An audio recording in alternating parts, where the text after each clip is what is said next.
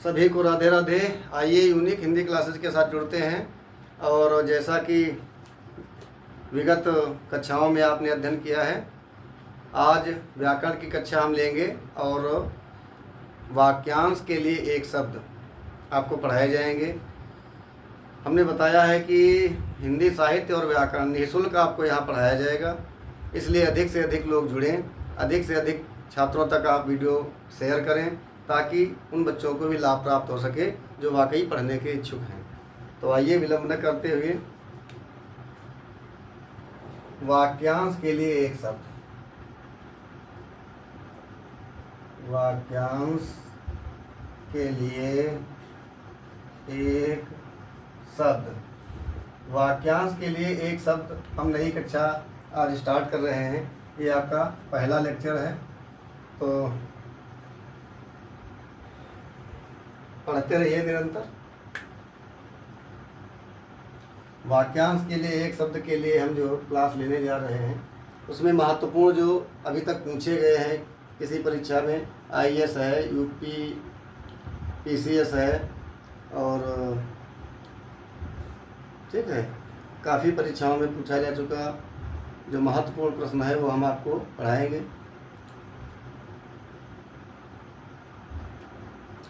पहला है जो पहले कभी न हुआ हो। जो पहले कभी न हुआ हो उसके लिए एक शब्द आएगा अभूतपूर्व। क्या आएगा? अभूतपूर्व। ठीक है, जो पहले कभी ना हुआ हो उसके लिए अभूतपूर्व पूछा गया प्रश्न है। जो शोक करने योग्य न हो। जो शोक करने योग्य न हो उसे क्या कहेंगे? अशोक। क्या कहेंगे? अशोक। ठीक है।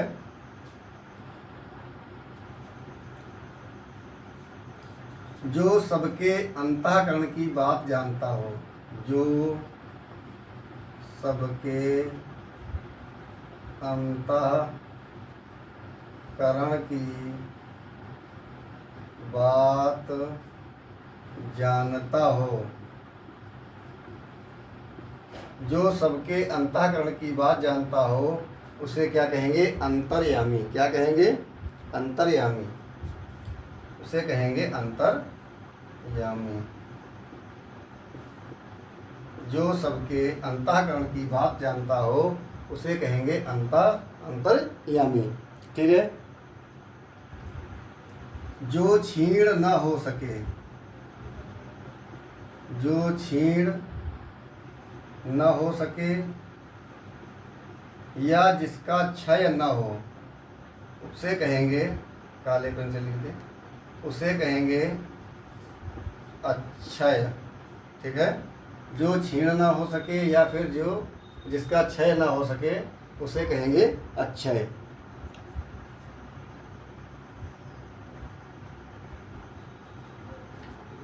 जिसकी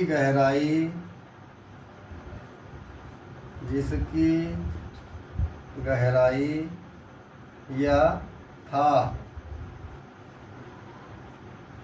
न नापी जा सके या का न पता लगाया जा सके। जिसकी गहराई या था न का पता न लगाया जा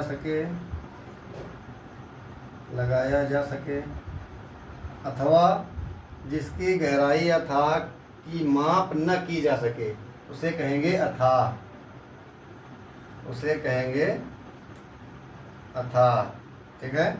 जिसकी गहराई या था का पता न लगाया जा सके या को मापा ना जा सके, ठीक है, उसे अथाह कहते हैं। और एक शब्द आता है इसके लिए अगाध। अगाध। ठीक है। अगला है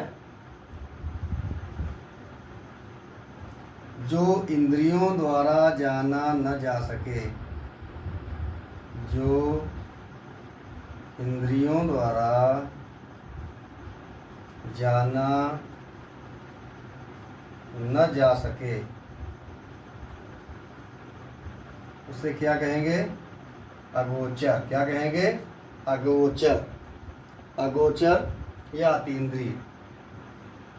अतीन्द्रिय या फिर एक और शब्द आएगा इसके लिए, अगोचर। क्या कहेंगे? अगोचर। ठीक है, आप लोग लिख लीजिए एक बार, फिर आगे हम बढ़ते हैं।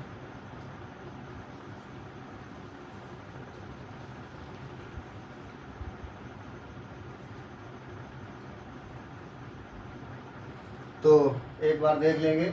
जो पहले कभी ना हुआ हो, अभूतपूर्व। जो शोक करने योग्य ना हो, अशोक। जो सबके अंतःकरण की बात जानता हो, अंतर्यामी। जो क्षीण न हो सके, अक्षय। जिसकी गहराई या अथाह का पता न लगाया जा सके, अथाह या अगाध। जो इंद्रियों द्वारा जाना न जा सके, अतीन्द्रिय या फिर अगोचर। ठीक है, मिटाते हैं और आगे बढ़ते हैं।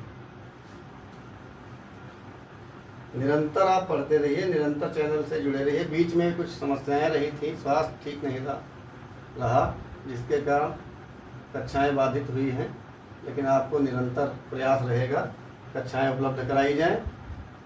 इसलिए आप जो है मन लगाकर बस पढ़ते जाइए, बाकी सब भूल कर।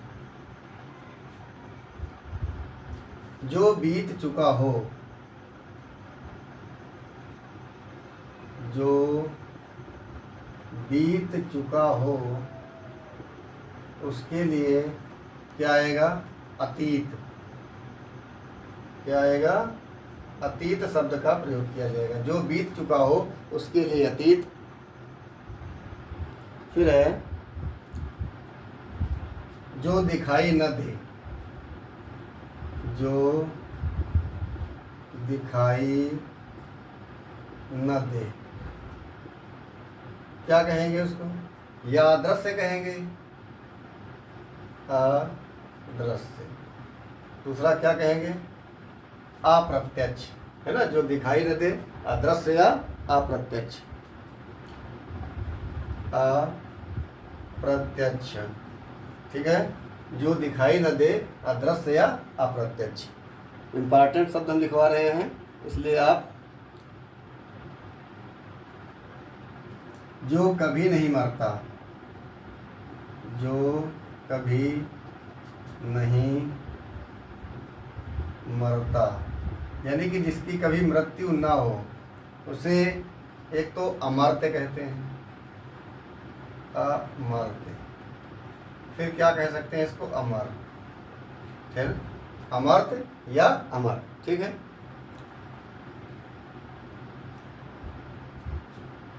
जो दूर की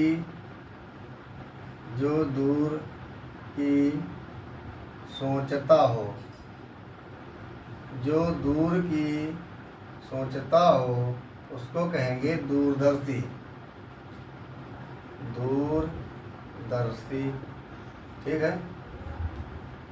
और जो दूर की ना सोचता हो, एक शब्द और इसी में लिख लें, जो एक वाक्य लिख लें, जो दूर की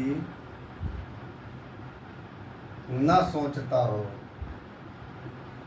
जो दूर की न सोचता हो उसके लिए जो लिखेंगे, आ लगा देंगे। आ माने होता है नहीं, तो अदूरदर्शी, ठीक है। अदूरदर्शी, ठीक है। इसके बाद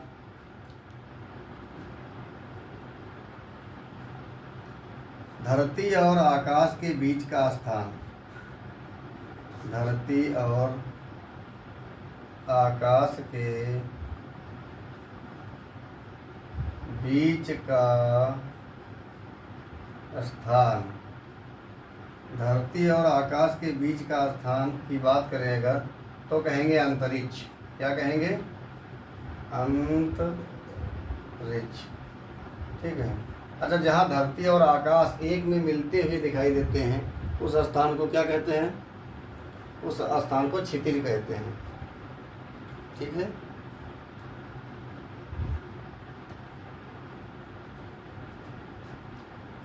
जिसका कोई अर्थ न हो, जिसका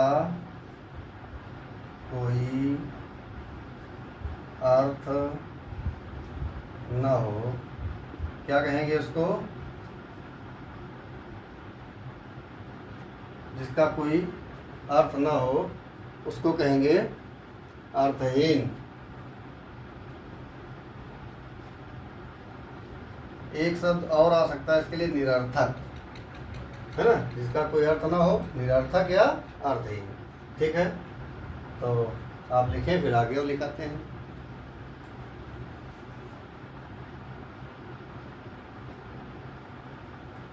देख लेंगे एक बार फिर से। जो बीत चुका हो, अतीत। जो दिखाई न दे, अदृश्य या अप्रत्यक्ष। जो कभी नहीं मरता, अमर्त्य या अमर। जो दूर की सोचता हो, दूरदर्शी। जो दूर की न सोचता हो, अदूरदर्शी। धरती और आकाश के बीच का स्थान अंतरिक्ष कहलाता है। जिसका कोई अर्थ न हो, अर्थहीन या निरर्थक। ठीक है, तो इसके बाद स्क्रीनशॉट आप लेना चाहें ले लें, तो हम मिटाते हैं, आगे बढ़ते हैं। धरती और आकाश जहाँ पर एक में मिलते हुए दिखाई देते हैं, उस स्थान को क्षितिज कहा जाता है। चलो आगे लिखाते हैं।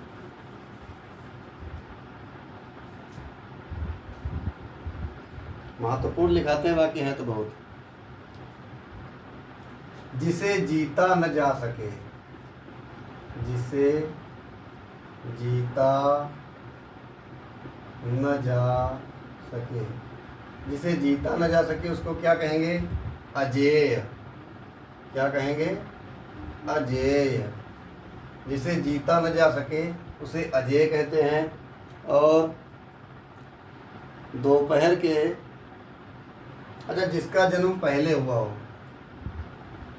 जिसका जन्म पहले हुआ तो उसको क्या कहेंगे? उसको कहेंगे अग्रज। क्या कहेंगे? उसको कहेंगे अग्रज। अग्रज, जा माने जन्म लेने वाला, अग्र माने पहले। ठीक है, अग्रज। ठीक है।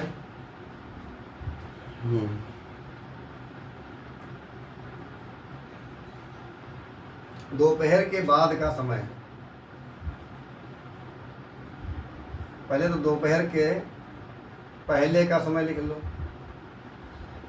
पहले का समय क्या कहलाता है? पूर्वाह्न।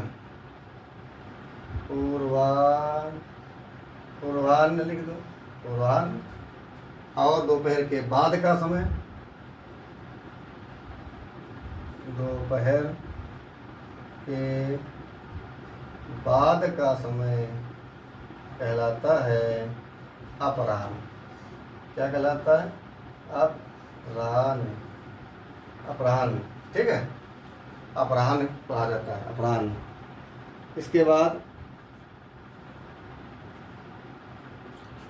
अगर आधी हा ना हा बनाएंगे, आधी हा बना करके ना इधर लिखेंगे तो भी अपराह्न हो जाएगा। ठीक है, वो भी ठीक है, अपराह्न। तो चाहो तो आप उस टाइप से भी लिख सकते हो। ठीक है, पूर्वाह्न। ठीक है, पूर्वाह्न और अपराह्न।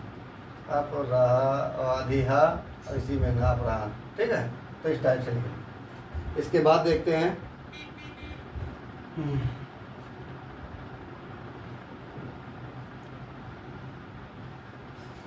अधिक बढ़ा चढ़ाकर कहना। अधिक बढ़ा चढ़ाकर कहना क्या कहलाता है? अतिशयोक्ति। अतिशयोक्ति कहलाता है, या फिर इसको कह सकते हो अतियुक्ति। अतिउक्ति। ठीक है, अतिउक्ति, अतिउक्ति कहलाता है।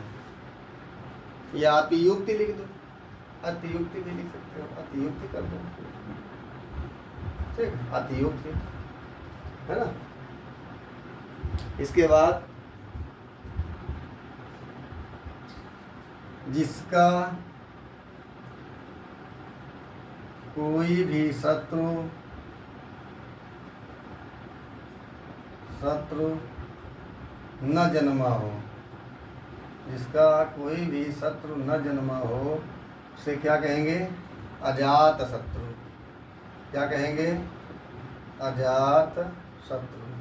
जिसका कोई भी शत्रु न जन्मा हो उसे कहेंगे अजात शत्रु। ठीक है, कई बार पूछा गया है, बहुत महत्वपूर्ण है, कई बार पूछे। ये सब महत्वपूर्ण ही लिखवा रहे हैं जो किसी न किसी परीक्षा में कभी न कभी पूछे गए हैं।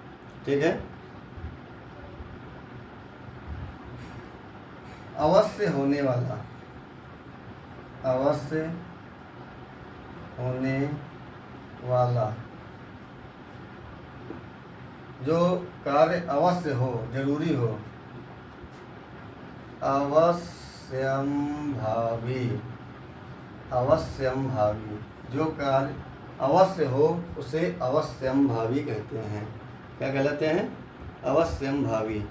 ठीक है, और तो सीधा सा जिसका विवाह न हुआ हो, इसमें कौन सी बड़ी बात है, तो सब जानते हैं। जिसका विवाह न हुआ हो, है ना, वो तो सब जानते हैं। जिसका विवाह न हुआ उसको क्या कहेंगे? अगर पुरुष है तो, और स्त्री, दोनों के लिए अगर हम प्रयोग करना चाहेंगे तो अविवाहित, अविवाहित, है ना, अविवाहित। और अगर पुरुष और स्त्री के लिए अलग अलग शब्दों का प्रयोग करेंगे तो कुंवारा और कुंवारी। अगर स्त्री के लिए मतलब बालिका है तो कुंवारी, बालक है तो कुंवारा। और अगर दोनों के लिए है, जिसका विवाह ना हुआ इसमें स्त्री या पुरुष दोनों के लिए अविवाहित। तो एक बार देखेंगे, जिसे जीता ना जा सके अजेय, जिसका जन्म पहले हुआ हो अग्रज, जो दोपहर के पहले का समय पूर्वाह्न, दोपहर के बाद का समय अपराह्न, अधिक बढ़ा चढ़ा कर कहना अतिशयोक्ति या अत्युक्ति, जिसका कोई भी शत्रु न जन्मा हो अजात शत्रु, अवश्य होने वाला अवश्यंभावी, जिसका विवाह न हुआ हो अविवाहित। ठीक है, स्क्रीनशॉट ले लें आप।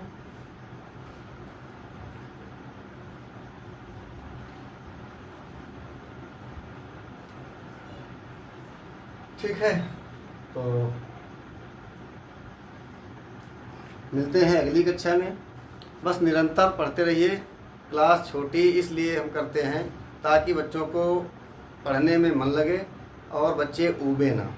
ठीक है, तो इसके आगे का भाग आपको ये वाक्यांश के लिए एक शब्द की अगली कक्षा जो इसका भाग 2 होगा उसमें मिल जाएगा। निरंतर पढ़ते रहिए, बने रहिए चैनल पर, क्योंकि सफलता तभी मिलती है जब कोई निरंतर प्रयास करता है। गीता में भी भगवान कृष्ण ने कहा है, कर्मण्येवाधिकारस्ते मा फलेषु कदाचन। कर्म करने में हमारा विश्वास होना चाहिए, हमारा अधिकार है। फल देने वाला परमात्मा है। कर्म प्रधान विश्व रच राखा, जो जस करई सो तस फल चाखा।